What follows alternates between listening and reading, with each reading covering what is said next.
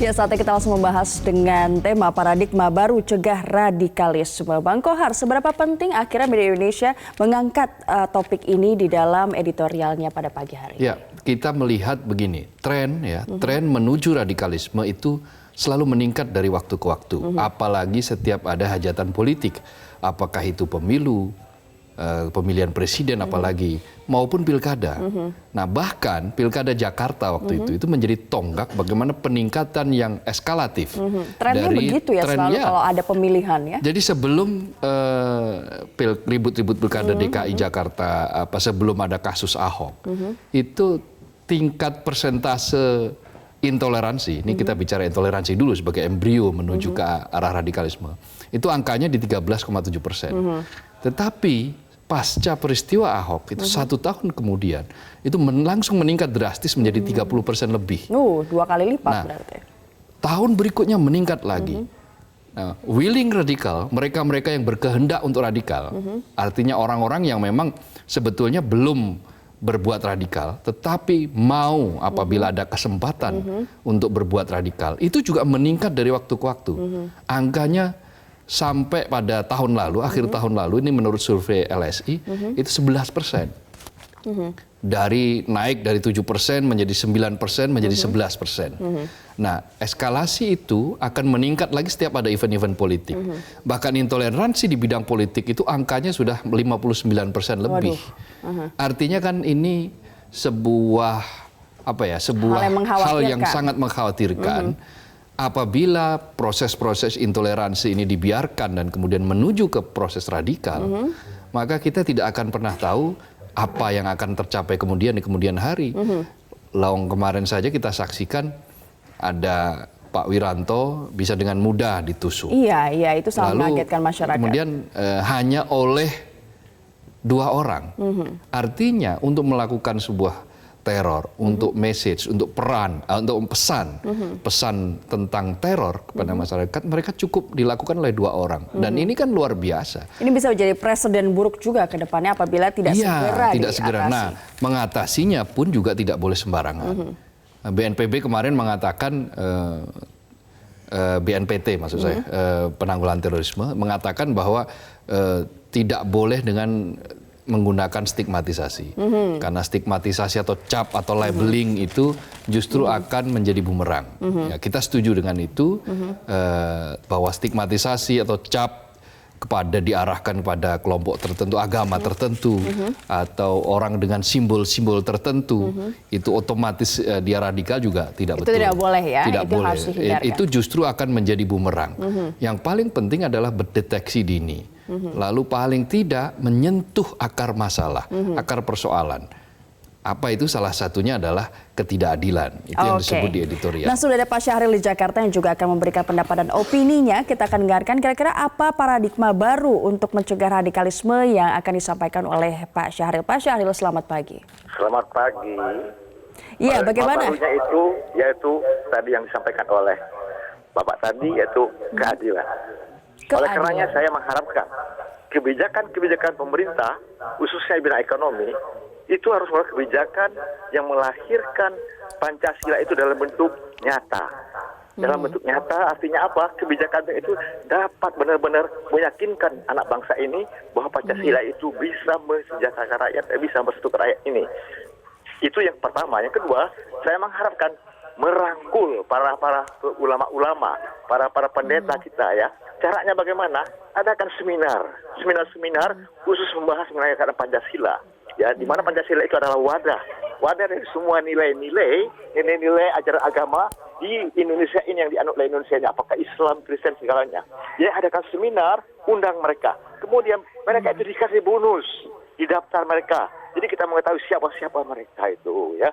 Terus yang selanjutnya, yang ketiga, saya ingin sampaikan kembali lagi, bumi karena Pancasila itu ya, mulai dari TK, mulai dari SD, dan jangan lupa kontrol guru-guru yang ada di TK, di SD, SMP, dan juga para penyampai nilai agama itu di kantor-kantor ya. Itu yang penting sekali. Terima kasih.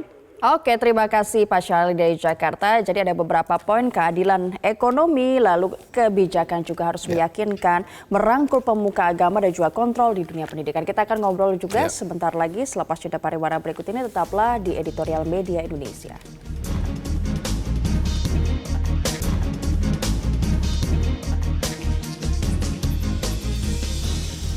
Masih bersama kami di Editorial Media Indonesia, paradigma baru mencegah radikalisme.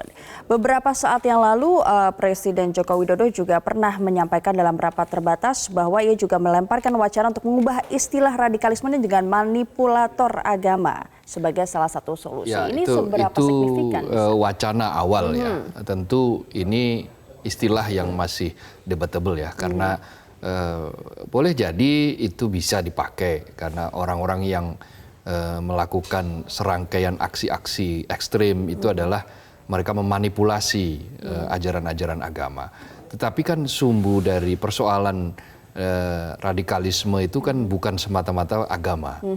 Nah, kalau kita pakai manipulator agama itu kan kita seolah-olah membenarkan bahwa aksi radikalisme itu selalu hanya berakar pada agama. Terkait dengan agama. Padahal dan bukan ya, Bang, selalu berbasis itu. Nah, makanya ketidakadilan yang dimaksud di sini juga bukan semata-mata ketidakadilan ekonomi. Ada juga ketidakadilan sosial, ketidakadilan politik. Nah, kita ingat bahwa ketika era Orde Baru itu banyak ketidakadilan politik. Demokrasi dibungkam. Apa yang kemudian terjadi? Sebagian letupan-letupan itu mulai muncul kan. Mereka-mereka yang melakukan langkah ekstrim dengan melakukan pengeboman candi. Pada waktu itu pengeboman bank. Dan beberapa fasilitas-fasilitas publik yang lainnya. Dan kemudian menggunakan isu SARA untuk melakukan tindakan-tindakan radikal. Jadi itu juga tidak boleh kita abaikan. Kenapa? Karena memang masih ada sisa-sisa residu dari masa lalu yang kemudian bertemu dengan kesempatan orang yang keresahan karena ketidakadilan, merasa diperlakukan tidak adil dari sisi ekonomi. Jadi maka itu harus dari akar permasalahan dan lihat akar permasalahannya memang tidak hanya agama, itu yang harus dipahami ya. Betul. Nah, karena itu kenapa stigmatisasi juga tidak tepat, kemudian labeling ya, pemberian cap itu juga tidak tepat.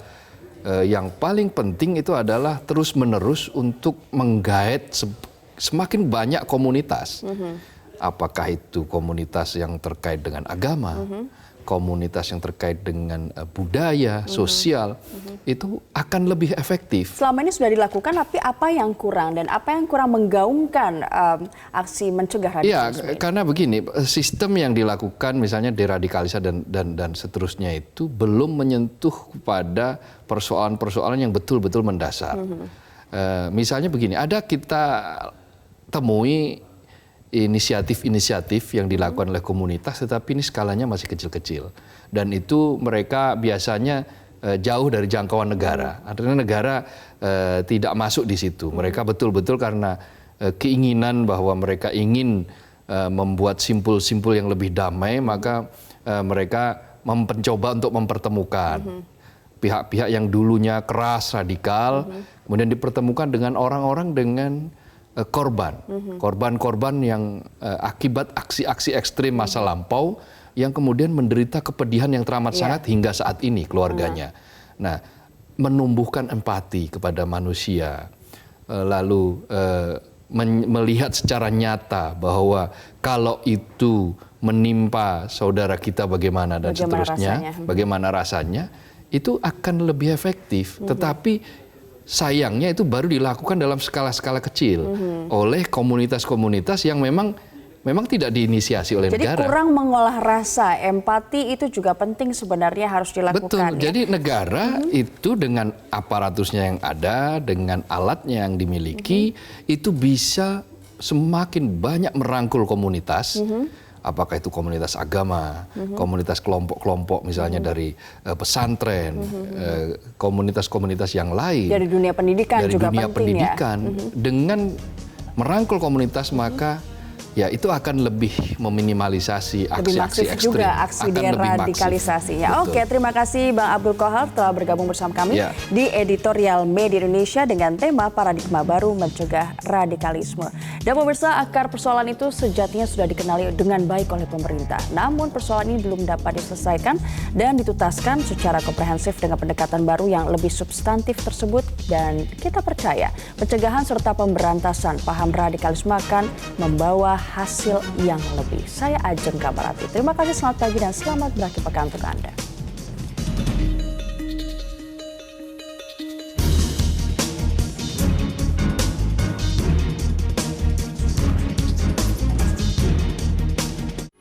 Metro TV, knowledge to elevate.